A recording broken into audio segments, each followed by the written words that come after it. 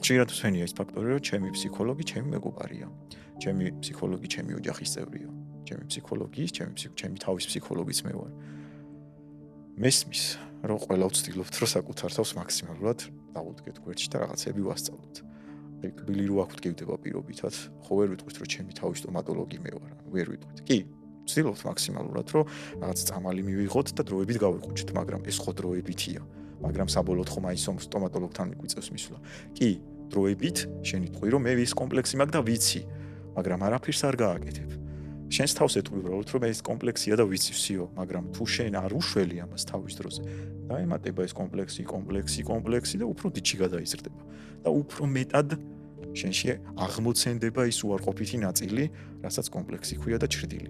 ამიტომ აუცილებელია, როდესაც რაღაც პრობლემა გაქვს, უბრალოდ შესაბამის კომპეტენტურ პირთან მიხვიდე, რომ ამაში ის დაგეხმაროს.